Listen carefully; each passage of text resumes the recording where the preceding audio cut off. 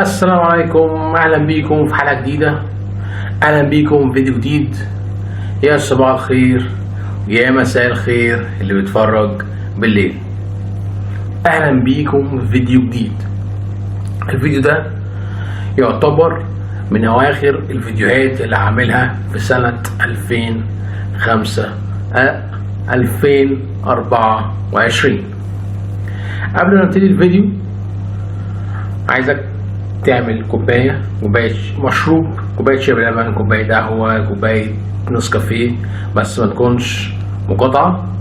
وتعالى اقعد معايا ندردش سوا، نتكلم في حاجات ما اتكلمناش فيها قبل كده، وننبسط شوية ونعدل مزاجنا شوية، ونقضي وقت لطيف ونقضي وقت كويس، بحيث ان احنا نتسلى ونبقى مبسوطين. هاخد رشفة بعد كده نبتدي في الجو الساعة اللي احنا فيه ده دلوقتي. انا لابس نص كم بس برضو ساعة عادي، عشان بس شكل القناة عندي بالشكل ده وبالتيشيرت ده، وانا بلبس كده علشان اكون بشكل معين ومغيرش كل شوية والقصة دي كلها.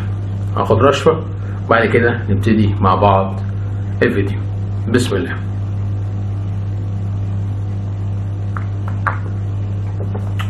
واحدة كمان، يلا بينا. بداية أغلب الناس بتقول إن سنة 2024 كانت سنة صعبة، لكن بالنسبة لي كانت سنة جميلة. ما كانتش طويلة، ما كانتش سريعة، ما كانتش هي يعني فيها يعني تناغم ما بين كده وبين كده، ولكن السنة اللي أنا متفائل بيها قوي هي سنة 2025.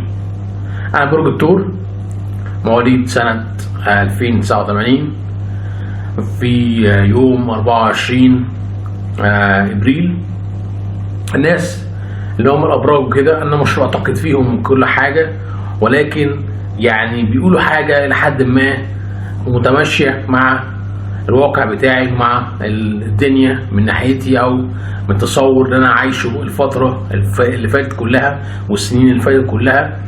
فهم بيتكلموا من الجانب ده، بيتكلموا الجزئيه دي، وبشوف ان هم قريبين لحد ما وقريبين لحد كبير من الجانب بتاعي والجزئيه بتاعتي، اللي هي بيقولوا يعني الناس اللي هم في الابراج ان في كوكب او برج، يعني كوكب يعني هيمشي من برج الثور والامور بتاعته هتبقى احسن، والامور بتاعته هتبقى افضل، والدنيا هتبقى لذيذة وسلسة عن كل السنين اللي فاتت، اللي هي لمدة 7 سنين بالظبط. انا بقالي 7 سنين بعاني، او بقالي 7 سنين بمر بظروف او بواقع او تصور مش لطيف، مش احسن حاجة، ولكن الحمد لله في سنة 2025 السنة الجاية اللي هي كمان كام يوم، انا متفائل جدا ومتفائل بشكل كبير ان السنة دي هتبقى سنة خير على الناس كلها،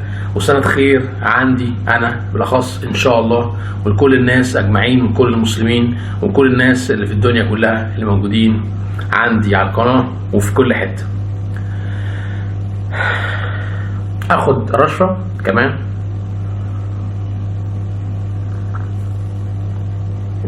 وبالنسبة الجميلة دي عايز احكي لكم يعني قصة كده مرت عليا قبل كده بيني وبين صديقي الخاين شريف، اسمه شريف. واللي حصل انه مش عارف ليه عايز اتكلم في الجزئية دي، ولكن لفت نظري ان انا افتكرتها بقالي فترة وعايز اتكلم فيها، الا وهي ان هو شخص كان خاين، صديق ولكن صديق خاين. وايه هي طبيعة الخيانة اللي هو خاني بيها؟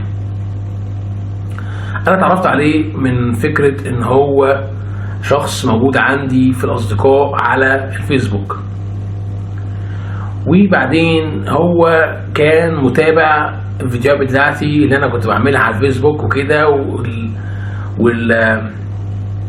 والبوستات اللي انا كنت بكتبها، وان انا كنت بغني راب وكده. انتوا عارفين طبعا عشان كاتب في الديسكريبشن عندي في القناه عندي ان انا كنت مغني راب قديم من رواد موسيقى الراب في مصر، ودي حاجه لازم تكونوا عارفينها.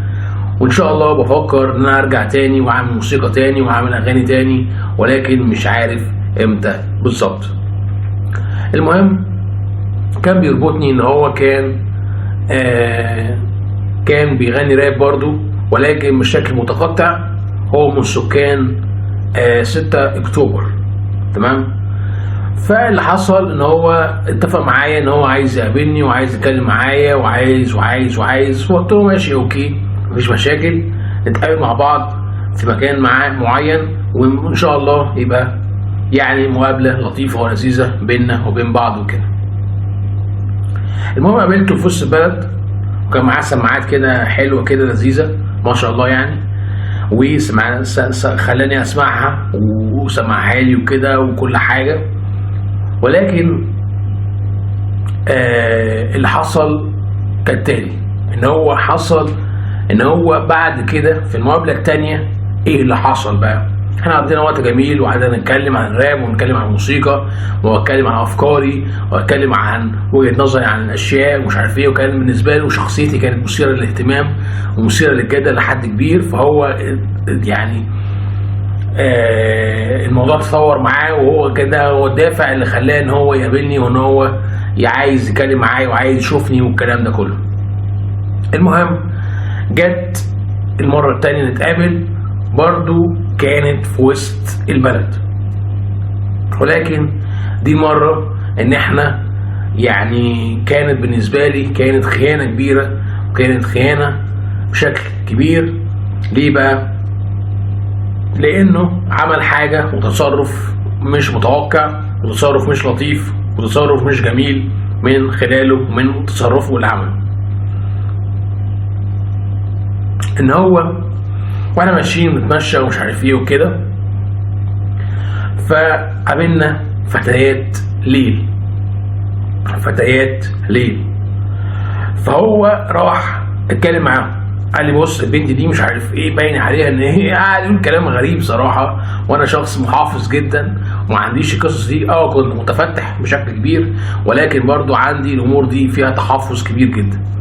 المهم قال لي البنت دي مش عارف ايه، بص واقفه ازاي، بص بتتعامل ازاي، بص بتحاول تكلمنا ازاي، بص الكلام ده كله. المهم اللي حصل ان هو راح كلمهم، مش فاكر بالظبط، هو راح كلمهم، هم كانوا مجموعه بنات فتيات يعني، وفي واحده منهم كانت كبيره، هي بقى الايه بتاعت كده يعني، اللي هي بتتفق ومش عارف ايه وبتاخد الفلوس ومش عارف ايه والكلام ده كله. المهم مش فاكر بالظبط بقى هو راح يتكلم معاهم ولا هي واحده منهم جت تتكلم معانا، مش فاكر بالظبط بالتحديد ايه اللي حصل بالظبط. المهم راح يتكلم معاهم مش عارف ايه وكده. بعد كده هم جه هو وقف جنبي وهم اتكلموا معانا وكده. المهم قاعد يقول مش عارف ايه، عايز الليله، عايز كام ساعه، عايز مش عارف ايه، وكلام كده مخل بالاداب صراحه، كلام غريب. المهم مش عارف انا بحكي القصه دي ليه، بس يعني عندي الدافع ان انا احكيها يعني عشان اخرجها من دماغي واحكيها لكم، ويعني تعرفوا ان في اصدقاء خاينين من هذا النوع وهذا الشكل يعني. المهم اتكلم معاهم مش عارف ايه، وانا كنت قاعد ساكت ومش عارف ايه، وفي واحده كانت بتحاول تتكلم معايا وبتحاول تتحدث معايا وكده. المهم اللي حصل ان هي قالت لي انا ممكن اقعد معاك 3 ساعات، ممكن اعمل مش عارف ايه، ممكن هي تحاول ايه تستقطبني يعني تحاول ان انا يعني ياخدني في الجانب بتاعها، وان انا ايه اعمل كذا رذيله واعوذ بالله يعني واعمل الحاجات دي. المهم هو اتفق معاهم وقال لها فين، عندي ولا عندكم ولا عند، مش عارف بالظبط ايه اللي حصل، مش فاكر، لا بس انا فاكر هو بالظبط قال لها عندي ولا عندكم. فقالت له عندنا مش عارف فين، في مكان الفلاني، برضو كان في مكان في وسط البلد. تمام كده. اشرب بس اشرب.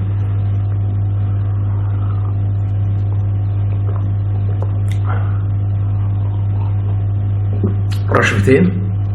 المهم